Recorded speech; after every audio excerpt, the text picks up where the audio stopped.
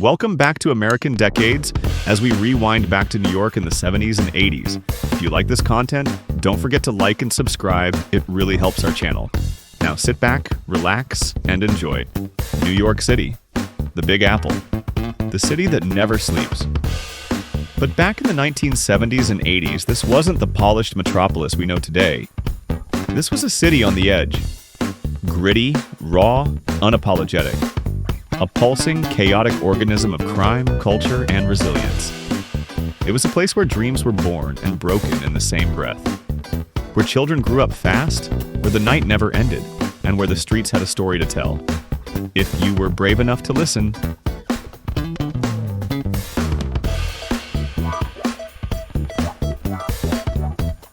Back then, growing up in New York meant growing up with your eyes wide open.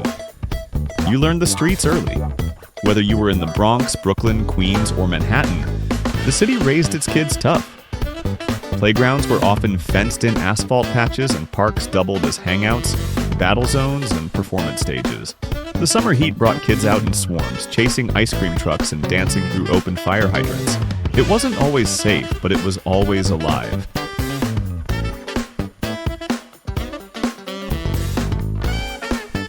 Towering just offshore, the Statue of Liberty remained a symbol of hope and freedom. Even while the city below struggled with economic decay, social unrest, and spiraling crime, Lady Liberty stood tall, a reminder of promise even when things looked bleak. For immigrants and born and raised New Yorkers alike, she was an anchor. She watched over a city in transformation, sometimes painful, sometimes beautiful.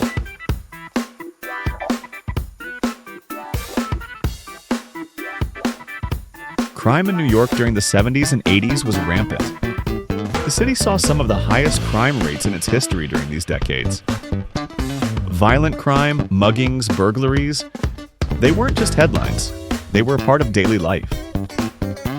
The murder rate soared, with entire neighborhoods gripped by fear. The crack epidemic hit in the mid-80s and ravaged communities. Police presence was heavy in some areas, almost absent in others.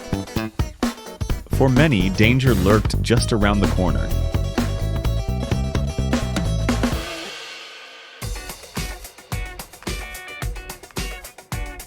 And then there was Times Square. Nothing like the Disney-fied version we see today. Back then, it was gritty, raw, and soaked in vice. Adult theaters, peep shows, drug deals, and prostitution were part of the daily scene. Pimps and sex workers worked the corners beneath neon-lit marquees advertising X-rated films. It was a magnet for those chasing pleasure, escape, or simply trying to survive.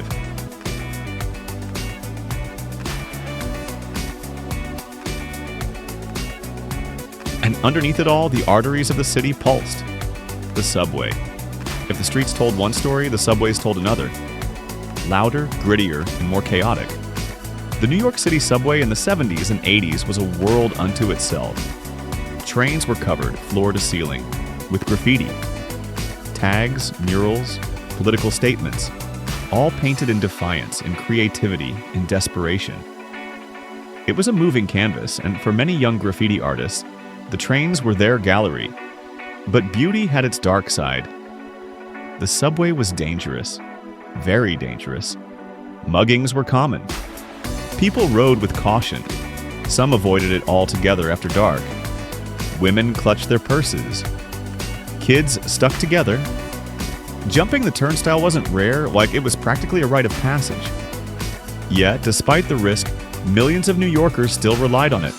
The subway was essential. It connected the outer boroughs to Manhattan. It carried workers, artists, hustlers, and students alike. From the South Bronx to Coney Island, Harlem to Queens, it was the great equalizer. You never knew who'd sit next to you, a Wall Street exec, a breakdancer, or someone nodding off from something stronger than fatigue. And in those rumbling tunnels, as steel screeched on steel, you could feel the heartbeat of New York.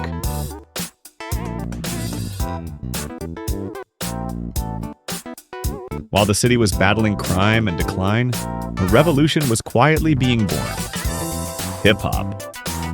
In the Bronx, where poverty was deep and buildings burned, a new form of expression emerged. DJs like Kool Herc started throwing block parties. They looped drum breaks from funk records, and MCs began to rhyme over them. This was the birth of a culture, not just music, but dance, art, and attitude. Breakdancing exploded. Graffiti became more intricate. Rap lyrics told the stories the newspapers ignored, about police brutality, survival, and street justice. What started as a neighborhood movement would soon grow to global domination. But in those early days, hip-hop wasn't commercial. It was raw, real, and local.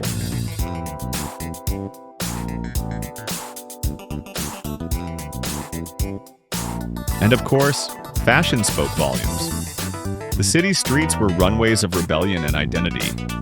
In the 70s, bell-bottoms, platform shoes, leather jackets, and polyester ruled. Punk exploded in the late 70s and into the 80s. Think mohawks, ripped shirts, and safety pins. The Lower East Side was a hub for punk clubs, dive bars, and underground fashion.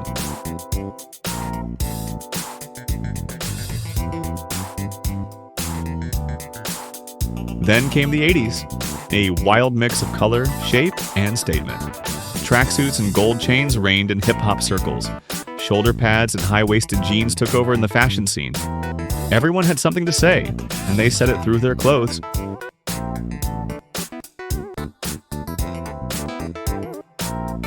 Despite the challenges, the violence, the poverty, the decay, there was an energy that could not be killed. The streets were loud, chaotic, and unapologetically alive. People made do with what they had. Corner stores, pizza joints, bodega cats, and sidewalk preachers were as much a part of the city as the Empire State Building.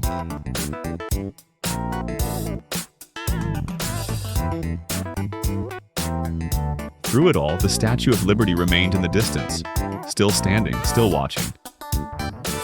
Tourists came and went, ferrying over from Battery Park, snapping photos. But for New Yorkers, she meant something more. She stood for survival, for starting over, for second chances.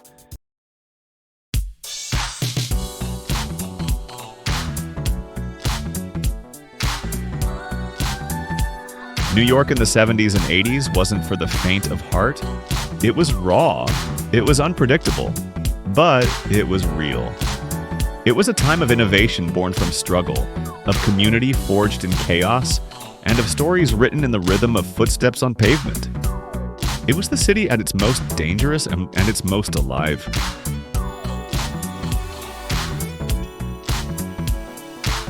This was New York, not the postcard version, but the heartbeat, the grit, the soul. We hope you have enjoyed your rewind to New York in the 70s and 80s. If you did, check out some of our other videos and don't forget to like and subscribe. Thanks for watching.